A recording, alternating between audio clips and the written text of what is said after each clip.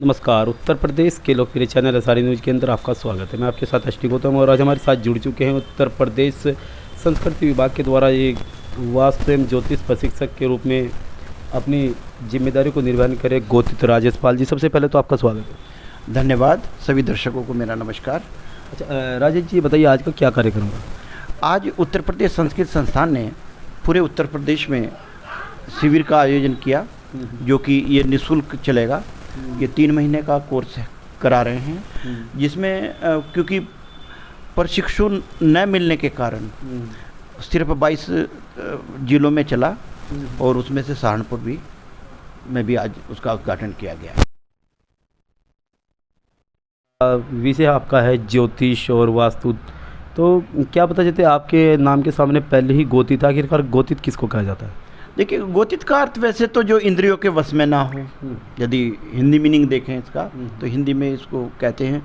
तो मैं भी कोशिश कर रहा हूँ, मेरे नाम के सब पहले गोतित लगा तो मैं भी कोशिश कर रहा हूँ कि इंद्रियों को वश में करूँ। मतलब अभी तक आपकी इंद्रिया जो है बस में नहीं? ये किसी की भी नहीं होती है, लेकिन मैं भी कोशिश कर रहा हूँ। मेरा आपसे एक सवाल है, ज्योतिष के ऊपर एक कम्युनिटी अपना पूरा का पूरा जोड़ आजमाइश करते कि हम प्रतिनिधि भी है भगवान के और हमारी ये जो है जिम्मेदारी है। तो क्या ऐसा संभव है या असंभव है, या सिर्फ और सिर्फ एक ही बिरादरी इस पर काबिज हो सकती है? ऐसा नहीं है। ज्योतिष वेदान चक्षु, वेदों की आंखें हैं। जो आज हम शिक्षा ग्रहण कर रहे हैं वो बिल्कुल बिना नेत्रों वाली शिक्षा ग्रहण कर रहे हैं। यदि हमें ज्योतिष हमें भूतकाल, भविष्यकाल, वर्तमान काल का ज्ञान कराता है।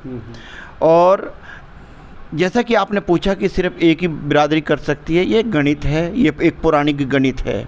इस गणित को कोई भी कर सकता है, लेकिन यदि एक बिरादरी को जोड़ने की ब्राह्मण इसको कर सकता है। हाँ, ब्राह्मण इसलिए भी कामयाब है कि मेरे भी प्रैक्टिकल में देखा गया है कि सहनशील ज़्यादा होता है अपेक्षाकृत ठाकुर या अन्य जातियों के। मैं ये नहीं कह रहा कि नहीं सीख सकते, लेकिन एक सहनशीलता ब्राह्मण को क्यों दिया गया है? सहनशीलता, क्योंकि यदि किसी की कुंडली आपके सामने खुल गई तो उसके परिवार का पिछला और अगले 2 पीढ़ियों के रिश्ते आप एकदम देख करके बता सकते हैं। बहुत सारे जो अन्य बिरादरियाँ हैं, कुछ बिरादरियाँ हैं, सबको नहीं कहता कि बिरादरी में सब एक से लोग होते हैं। उसमें कुछ लोग ऐसे होते हैं कि इन्वॉल्व होना शुरू हो जाते हैं। जिस तरह इन्वॉल्व किस तरीके से, मान लो किसी का चरित्र खराब की कुंडली आपके पास आ गई, तो जितना ज्योतिष में उत्थान होता है उतना ही पतन होता है। इसलिए अन्य जो कास्टों के लिए ये थोड़ा सा वो है, लेकिन सीख सकते हैं। उत्तर प्रदेश संस्कृत संस्थान सभी बिरादरियों के लिए, सभी आयु के वर्गों के लिए इसको निःशुल्क देना चाह रहा है। अच्छा, कुछ आपको महसूस होता है कि ज्योतिष की आड़ में कुछ लोग अपना अवैध कार्य भी कर रहे हैं? देखिएगा, ज्योतिष जो है बरगला रहे हैं लोग। हाँ बिल्कुल। ज्योतिष जो है मुगल कालीन शासन में पतन हो गया था इसका, और उसके बाद में जैसे ही ब्रिटिश शासन आया, अंग्रेजी शासन आया, तो लगभग समाप्त सा हो गया था। और जब से अंग्रेज यहाँ से गए हैं और आज तक सिर्फ साउथ में चल रहा है, कोई किसी को नहीं बताता, परिवार से चल रहा है। जैसे किसी के दादा थे, परदादा थे, इसीलिए इस शिक्षा को जीवित रखा, न कि पढ़ करके। वो क्या करते थे, वो सिर्फ अपनी पीढ़ी को ही, अपने बेटे को बता दिया, बेटे ने पोते को सिखा दिया, बस हाँ नहीं, मौखिक था। और सिर्फ 10-15 पॉइंट सीख लिए और उसी से ज्योतिष करना शुरू कर दिया, जो कि 40% भी सत्य नहीं बैठता था, इसलिए लोग इसको ढोंग कहने लगे थे। लेकिन यदि पूर्ण रूप से 100%, क्योंकि ये गणित है, 100% गणित है, इसको यदि आप बिल्कुल 100% किसी का भविष्य आप देखना चाहते हैं तो इसको सीख करके करना पड़ेगा। गणित इतना आसान नहीं है। गणित जैसे कि आपने बताया कि मुग़ल काल और फिर ब्रिटिश शासन और ये सब कुछ रहा है, तो जैसे कि वर्तमान में एक आजकल इंग्लिश का जो है बोलबाला अधिक हो रहा है, तो संस्कृत की तो भाषा का जो विलुप्त होती जा रही है संस्कृति बात, तो उसको उत्थान में लाने के लिए आपके क्या क्या प्रयत्न हो सकते हैं? देखिए, उत्तर प्रदेश संस्कृत संस्थान संभाषण शिविर लगा रहा है और जगह जगह, और इस पर माननीय सुषमा स्वराज जी ने इसकी शुरुआत की थी और आने वाले भविष्य में, क्योंकि संस्कृत के बच्चे जो हैं नहीं मिले, इसलिए भविष्य में इस सरकार का प्लान है कि कंप्यूटर भी संस्कृत में ही हों। वो तब संभव हो सकते हैं जब संस्कृत के विद्यार्थी उपलब्ध होंगे। उसी को देख करके आज कार्य किए जा रहे हैं। ज्योतिष को आज आप किस नज़रिए से देखते हैं? देखिएगा, ये बड़े सौभाग्य की बात है कि उत्तर प्रदेश के मुख्यमंत्री ने इसका सरकारीकरण किया, क्योंकि निजी संस्थाएं कुछ करा रही थी, लेकिन 2019 के अंदर योगी जी ने इसका सरकारीकरण किया और इसको सभी भारत के अंदर सिर्फ उत्तर प्रदेश ही ऐसा एक राज्य है जिसमें उत्तर प्रदेश संस्कृत संस्थान भाषा विभाग से के कम्बिनेशन से इस कार्यक्रम को चला रहा है। और जब सरकारीकरण हुआ तो नौकरी का भी हमें हुआ। जब 2019 में हमारा नियुक्ति हुई, उस समय हम सिर्फ 7 लोग थे। उत्तर प्रदेश संस्कृत संस्थान को सिर्फ 7 प्रशिक्षु मिले, लेकिन अब जो स्टार्ट हुआ है 22 जिलों में चल रहा है, 22 जनपदों में चल रहा है। ये धीरे धीरे पैदा हो रहे हैं, जो कि पढ़ करके पैदा हो रहे हैं। तो ये भविष्य में इसका जो है, क्योंकि विदेशों में भी एक ज्योतिष की डिमांड बढ़ी है, बहुत ज़्यादा बढ़ी है इन 10 साल के अंदर अंदर। सन 90 से पहले तो बिल्कुल भूला हुआ था, उससे पहले थोड़ा सा आया, लेकिन उस 80 के दशक में जब गोविंद बल्लभ भाई पंत जी थे, हाँ मुख्यमंत्री थे, उस समय थोड़ा सा इसमें ताजगी आई और उसमें कुछ उस समय भी हुआ था, प्राइवेट कॉलेज खुले थे, मान्यता दी थी। कहीं ये प्राचीन काल की बातें तो यादें ताज़ा नहीं कर रही राज्य सरकार? देखिएगा, प्राचीन ये विद्या हमारी जो है, हमारे जो शास्त्रों में आज यदि हम सौर मंडल, आपने भी पढ़ा होगा विज्ञान के अंदर सौर मंडल है, आज नासा वहाँ तक नहीं पहुँच पा रहा है जो हमारे शास्त्रों ने, क्योंकि ये 2-2.5 हज़ार साल की नासा की लैब है जो वैज्ञानिक आज खोज कर रहे हैं, अब मंगल पे पहुँचे हैं वो।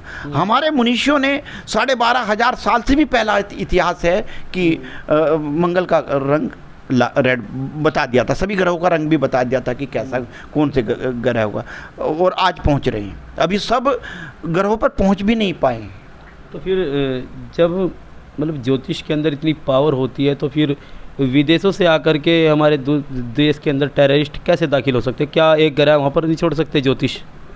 देखिएगा, ज्योतिष को अगर ज्योतिष बॉर्डर पर किसी इस प्रकार से ग्रह को छोड़ दे, तो हो सकता है कि ये जवान शहीद होने से बजाय सरकार का भी राजकोष बच सकता है। ज्योतिष ग्रह नहीं छोड़ती, ये तो कुदरत का ही एक है। ये कुदरत का भगवान ने सेटअप लगा रखा है। ग्रह अपनी कक्षाओं में घूम रहे हैं, सभी ग्रह अपनी कक्षाओं में घूम रहे हैं, ये इंसान नहीं छोड़ सकता है। हाँ, वो जो ग्रह हैं, हमारे पास गणित क्या है, ढोंग नहीं है, जो ऊपर घट रहा है, जो ग्रह घटित कर रहे हैं, वो हमारे शरीर के ऊपर घट रहा है। जैसे लगन हमारा चेहरा है, यदि हम कुंडली में देखें कि लगन हमारा चेहरा है, तो किस बच्चे का रंग गोरा होगा, किसका काला होगा, वो सब ग्रहों का असर होता है बच्चे के ऊपर। मतलब ग्रह के आधार पर बच्चे का कलर सेट होगा। सारी चीज़ें ही जो घटनाएं घटती हैं, वो ग्रहों के ऊपर घटती है। पाल जी, आपने एक सवाल को जन्म दिया है कि शास्त्रों के आधार पर क्या देश शास्त्रों से चल पाएगा या फिर संविधान के आधार? देखिएगा, शास्त्र से भी देश चलेगा, क्योंकि जितना भी आप ये लगा लीजिएगा कि डॉक्टरी है, आयुर्वेद है, सब वेदों से चल रहा है। ये एक शिक्षा है, लेकिन संविधान और कानून, शास्त्र और कानून, ये दोनों चीज़ें अलग हैं। कानून तो प्रत्येक देश का बनाना ही पड़ेगा। शास्त्र शास्त्रों के आधार पर वर्ण व्यवस्था भी लागू हो सकती है ना? नहीं, शास्त्रों से मैं बता रहा हूँ कि किसी देश को चलाने के लिए एक कानून की आवश्यकता होती है। ये तो संविधान ही देश तो संविधान को और आप शास्त्रों को एक साथ जोड़ेंगे तो गड़बड़ हो जाएगी। एक जगह नहीं जोड़ना। मैं चाह रहा हूँ ना कि अगर संविधान और शास्त्र को एक साथ जोड़ेंगे तो गड़बड़ हो जाएगी। हाँ, गड़बड़ हो जाएगी। तो एक चलेगा। हाँ, संविधान से चलाए तो अच्छी बात है, और शास्त्र से चलाए तो अलग बात है। हाँ, नहीं, शास्त्रों से देश नहीं चलता है, शास्त्रों से तो हमें ज्ञान प्राप्त होता है, शास्त्रों तो अब मेरा आपसे एक सवाल आगे है, ज्योतिष के माध्यम से संदेश क्या देना चाहते हैं?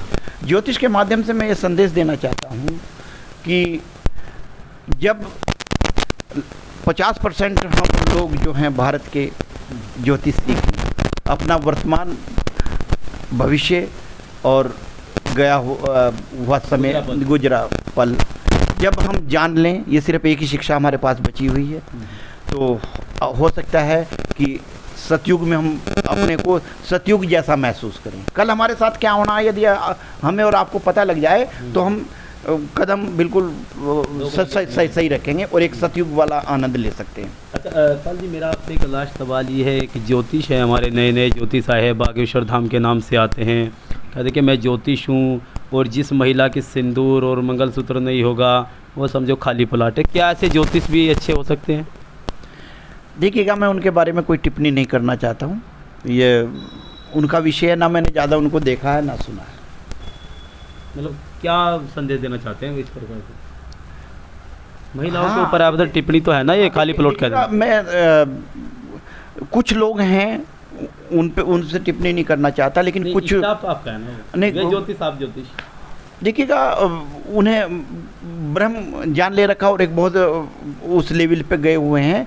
हाँ, यदि शास्त्रों के साथ में अपनी कोई बात जोड़ रहे हैं तो वो गलत है।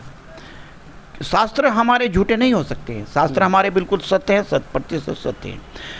कुछ लोग हैं जो अपनी बातें शास्त्रों में, यदि हम अपनी बात जोड़ देते हैं, हमें पढ़ाना है क्योंकि सरकारीकरण अब हुआ है, कॉलेज में हमें पढ़ाना है, तो हम अपनी बात नहीं जोड़ेंगे, शास्त्रों के अनुकूल चलेंगे, उसका प्रयोग करेंगे, प्रैक्टिकल करेंगे।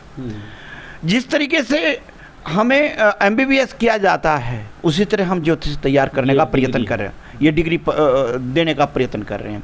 जितना समय एक MBBS तैयार करने में लगता है इतना ही समय एक ज्योतिष को तैयार करने में लगा। तो ये सब ढोंग जो लोगों को लगता है, क्योंकि वो 100% रिजल्ट देना स्टार्ट कर देंगे और भविष्य, भूतकाल, वर्तमान सब कुछ। इसके अलावा ज्योतिष विषय छोटा नहीं है, कम नहीं है, बहुत बड़ा विषय है। अच्छा, थोड़ा सा वास्तुशास्त्र के बारे में थोड़ा एक्सप्लेन कर दीजिए। हाँ,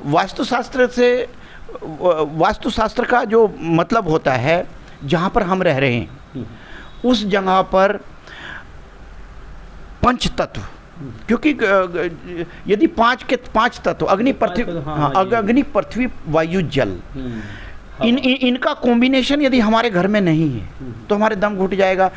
अग्नि, पृथ्वी, वायु, जल, यदि अग्नि का प्रभाव ज़्यादा है हमारे मकान के ऊपर तो जाहिर सी बात है कि हमारे पे अग्नि के रोग हो जाएंगे।